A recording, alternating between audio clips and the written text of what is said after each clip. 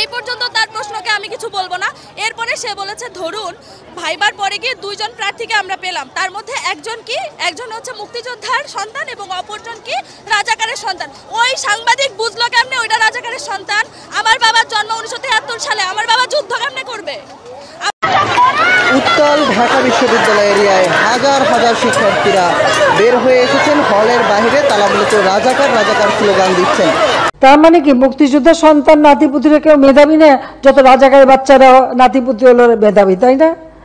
কিন্তু এটা ভুলে গেলে চলবে না যে যাদেরকে মেধাবী না বলছে তাদের হাতে কিন্তু ওরা পরাজিত। যুদ্ধে কিন্তু মুক্তিযোদ্ধারাই জয়ী হয়েছিল, রাজাকাররা জয়ী হয় নাই। তারা পাকিস্তানিদের পদলেহন করেও পরাজিত হয়েছিল। এই কথাটা মনে রাখা উচিত।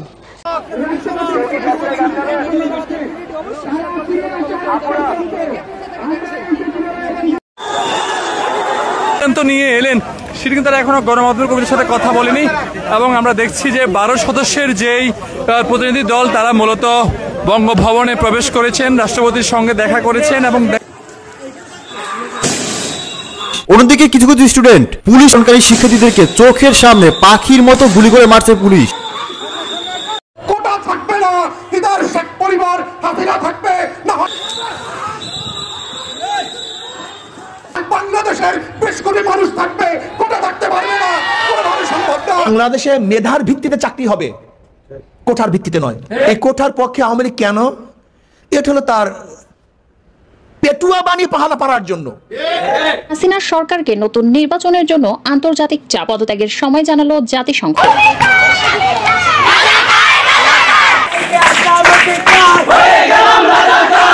দর্শক, হঠাৎ করেই রাতের বেলা ঢাকা বিশ্ববিদ্যালয় সহ দেশের বিভিন্ন বিশ্ববিদ্যালয় এবং ক্যাম্পাস উত্তপ্ত হয়ে উঠেছে। ছাত্রীরা দলে দলে তাদের হল থেকে বের হয়ে এসে তারা স্লোগান দিচ্ছে, বলছে চাইতে গেলাম অধিকার, হয়ে গেলাম রাজাকার। এই স্লোগানে নানা স্লোগানে মুখরিত। বিশেষত আজকে প্রধানমন্ত্রী বিকেলে একটি সংবাদ সম্মেলন করেছিলেন।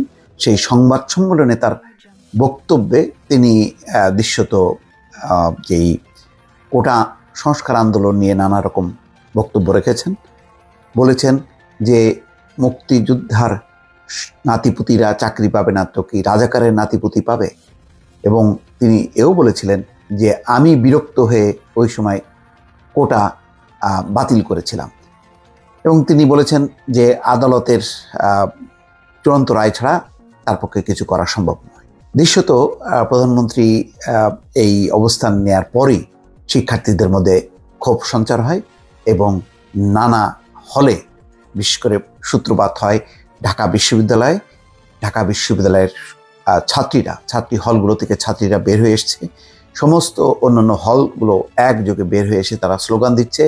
একই পরিস্থিতি বরিশাল, একই পরিস্থিতি চট্টগ্রামে এবং অন্যান্য বিশ্ববিদ্যালয়। ইতিমধ্যে অনলাইন পত্রিকাগুলো খবর প্রকাশ করতে শুরু করেছে এবং বিভিন্ন অনলাইন লাইভও দেখাচ্ছে এই ক্ষোভ বিক্ষোভে। রীতিমতো রাতের বেলা উত্তপ্ত বিভিন্ন বিশ্ববিদ্যালয় ক্যাম্পাস। ঢাকা বিশ্ববিদ্যালয়ে ছাত্রলীগের 3 নেতার পদত্যাগ, বিভিন্ন হলে মিছিল, এটি খবর করেছে প্রথম আলো। সেখানে বলা হচ্ছে ঢাকা বিশ্ববিদ্যালয়ে ছাত্রলীগের 3 নেতা পদত্যাগ করেছেন। এছাড়া সরকারি চাকরিতে কোটা ব্যবস্থা সংস্কারের দাবিতে আন্দোলনকারীদের অবমাননা করা হয়েছে দাবি করে রাতে বিভিন্ন হলে মিছিল করেছেন শিক্ষার্থীরা। দর্শক, নিশ্চয়ই আপনাদের মনে আছে এর আগে মতিয়া চৌধুরী যারা কোটা সংস্কার আন্দোলন করছিল তাদেরকে রাজাকারের সন্তান বলার পর কিন্তু পরিস্থিতি উত্তপ্ত হয়। এবারও কিন্তু অনেকটা সেরকমই একটি পরিস্থিতি তৈরি হয়েছে। প্রধানমন্ত্রীর নানান বক্তব্যে শিক্ষার্থীরা ক্ষুব্ধ হয়েছে, তার বহিঃপ্রকাশ ঘটছে নানা বিশ্ববিদ্যালয় ক্যাম্পাসে। রোববার রাতে হলপাড়া হিসেবে পরিচিত কবি জসিমউদ্দিন হলের মাঠ এলাকায় শিক্ষার্থীরা মিছিল করেছেন। ছাত্রী হলগুলোতেও মিছিল হচ্ছে। প্রথম আলোর অনলাইনে আরও বলা হচ্ছে রাত 11:15 পর্যন্ত ছাত্রলীগ থেকে 3 নেতা পদত্যাগ করেছেন।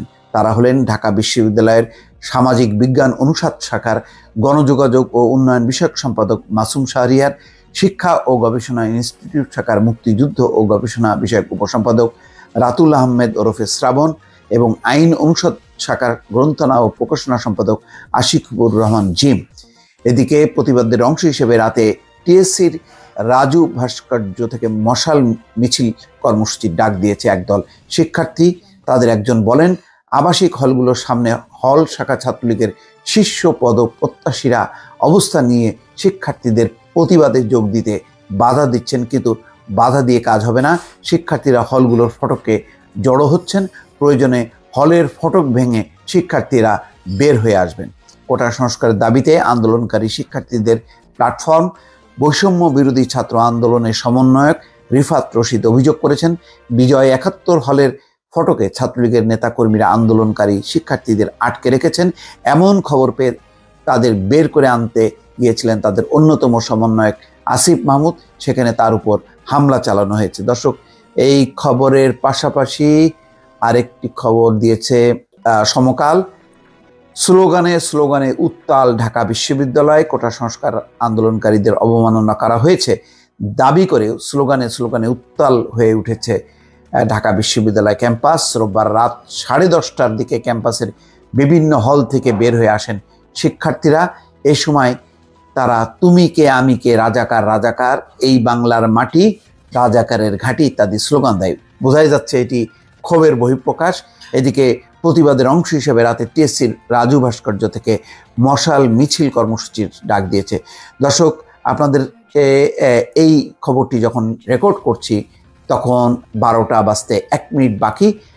ইতিমধ্যে বিভিন্ন দেশের বিভিন্ন অঞ্চল থেকে খবর আসছে যে নানান ক্যাম্পাসে, বিশেষ করে হলগুলো থেকে ছাত্র এবং ছাত্রীরা বিক্ষোভ মিছিল সংগঠিত করছে এবং তারা ব্যাপকভাবে তাদের দাবির পক্ষে স্লোগান দিচ্ছে।